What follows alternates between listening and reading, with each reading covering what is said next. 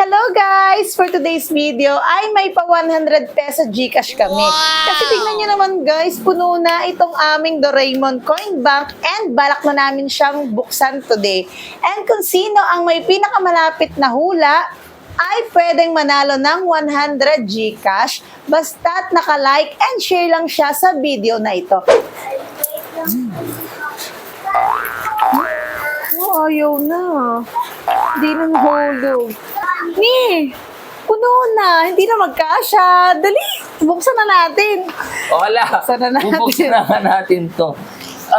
Pero actually, nakapag-ipon na rin kami dati nito. Kung Yes. napanood nyo yung napakatagal na namin video, baka si Yumi noon ay parang Sasagutan. ilang years ka pa lang. Siya pa lang, 1 year mga old pa lang one ata year ito. old Ito yung pa lang. napuno na namin. Ang nilagay namin dati dito ay Mga 10, 10 coins saka 5 coins. Halo siya. Tapos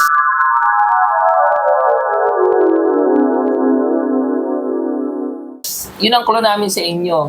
10 and 5 coins, ang naipon namin ay almost 8,000 ang napuno namin to. Pero, ang bigat talaga.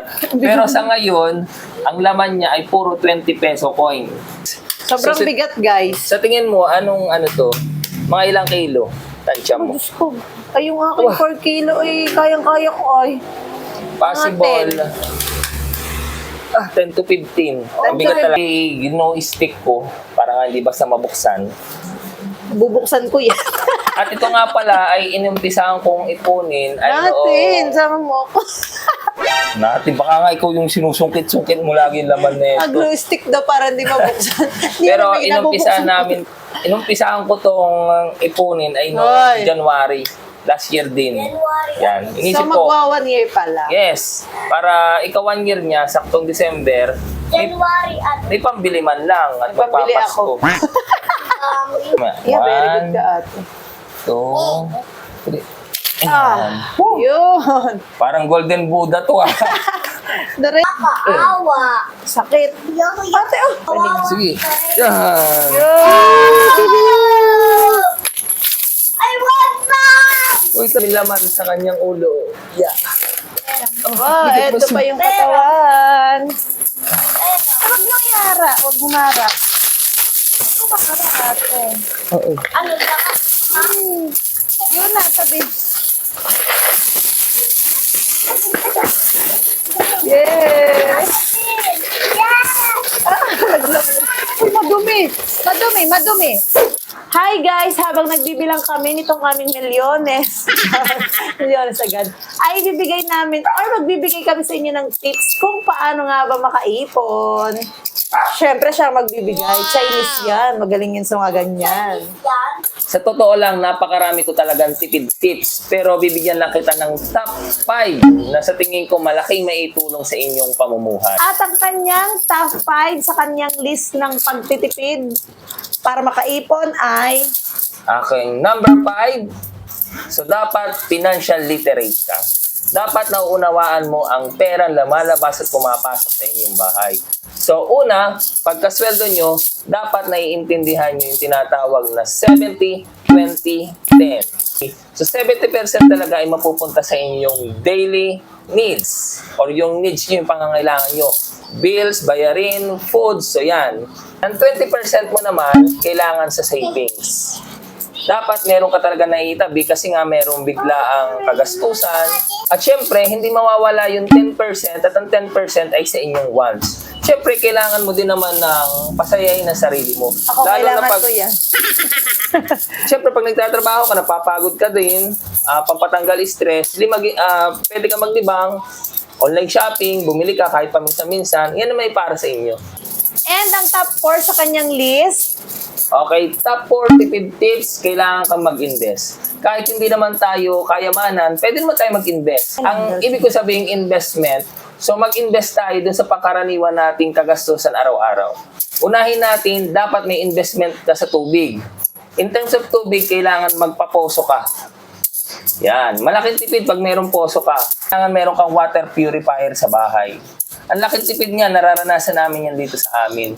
kaysa Then, biling-bili ng Tubig na inumin. Ano? Tapos- So, isa pa, Meron kang tungkol sa water, ang lagi din nating gamit araw-araw ay kuryente. So mag-invest ka sa solar. So kami, nagamit kami ng solar lalo tuwing gabi. Ang laking tipid din na yan. Then another investment, transpo. Lagi tayong araw-araw sumasakay, pumunta palengke sa ating trabaho. Mag-invest ka, kailangan meron kang motorsiklo. Napakalaking tipid niya, lalo sa panahon ngayon, napakamahal na ng pamasahe. Or else, pag wala naman kayong trabaho, weekends, pwede ka mamalengke, mag-invest ka ng bike. Yan. Katulad namin, meron kaming bike, motor, and then tricycle, meron din kami kasi ginagamit namin naman sa maliit namin negosyo. Yung top 3 tipid tips. Siyempre, iwasan yung mangutang. Huwag kang mangungutang hanggat hindi kinakailangan. Kahit yung maliliit na utang, tandaan nyo, ang isang barko, meron lang yung maliit na butas, kayang-kayang palubugin niya ng barko. So, ibig sabihin, kung nangungutang ka ng maliit dito, maliit dito, maliit dito, so on, babagsak ka at lulubog ka din. Ouch naman, girl. Diba? And let's go na sa kanyang top 2 tipid tips. Okay, top 2 tipid tips. Huwag na huwag ka makikipagsabayan. Alam ko, meron dyan kayong mga kaibigan, natutokso kayo, akit dito, bili doon, online dito, inom dito. Kung Beach. saan-saan kayo. Beach, Deb. Akin din kayo kung saan-saan beach. Yan. Learn how to say no. Hindi nyo napapansin yung maliliit na gastos na yan, pag pinagsama-sama nyo, malaking gastos na yan. At malaking kakulangan Hoy, baka na yan ipangutang pang bakasyon. malaking kakulangan pati yan sa inyong pamilya. Daily needs. Sa daily needs nyo. Kung meron naman kayo, pwede nga naman may leisure time. So, kailangan yung Once mga... a year, pinag-ipunan. Yung mga paglayas nyo. Kailangan, pinag-iipunan naman yan. So, wala naman kaming balak magyabang dito sa ipon namin. Ang gusto lang talaga namin dito, i-inspire yung mga taong kahit may maliit lang na pinagkakakitaan, basta financial literate kayo, marunong kayong mag-ipon, so on, ganito, katulad nito, darating kagastusan, December, January, bagong taon, so maganda pa dun sa learn how to say no, talagang no. Kahit maunting halaga lang yan, tatandaan nyo, nagiging expenses pa rin yan, na hindi naman yan nakalista sa inyong kagastusin. Ngayon, dun sa maliliit na halaga, sabihin, ay, piso lang naman yan. Ay, 5 piso lang naman yan. Nilalang lang nyo yung mga baryang iyan. Ang tanong, bakit ka nagpapakahirap sa perang iyan? Kung yan ay lalang-langin mo. Di ba nagpapakahirap tayo magtrabaho para makuha lang yung mga perang iyan? Tapos lalang-langin nyo lang na 5 lang yan, 10 piso lang yan, 20 lang yan. So yan, learn how to say no. Top 1 nga, ano yung pinakamahalaga mong tipid tips para sa ating mga Baka may mali to, ha? Siguro para sa akin na makakatulong din, mag-diet ka na rin. Para, Diet? syempre, Ano kinalaman mo ng diet? Dyan ang health. Sila tayo ay nagda-diet, napakalaking tipid niyan. And then, at the same time, nakakatipid ka na nga, mas umaayos pa ang health mo. Sabihin mo pala, dun sa top 1, kailangan discipline. Yan, oo. Kasama yan ganun. sa tipid tips. Kasi disiplina, kasi nga naman kung ikaw yung kain na kain, kumain ka ng umaga, nagmerienda ka pa ng alas 9, nagtanghalian ka, nagmerienda ka, nagutom ka na naman alas 3, ano ba to? Yung Hapunan. namahaw ka, naghapunan ka, pagkahapunan mo, nag-midnight snack ka pa. So, ibig sabihin, kung masyado kang malakas, alam mo na, lumaamon.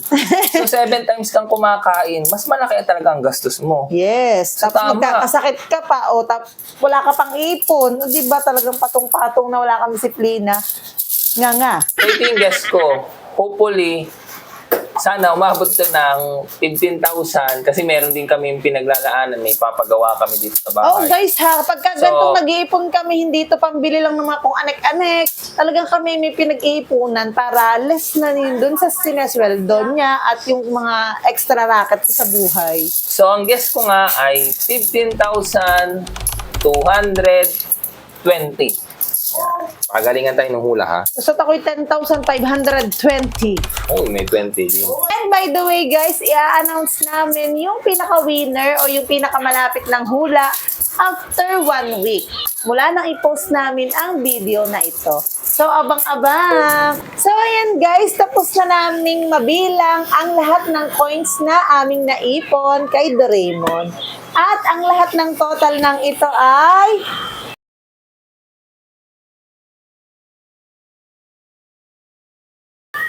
O, di ba? Nakamute. So, ayan, i-comment nyo lang sa baba or sa comment section kung ilan ang hula nyo. At again, yung may pinakamalapit na sagot ang siyang mananalo ng 100 Gcash. So, yun lang guys. Kung nakarating ka hanggang sa dulo ng video na ito, I thank you sa panonood. And see you again sa next vlog. Sa pag-announce. And see you again sa pag-announce namin kung sino ang makakakuha ng 100 Gcash. Bye!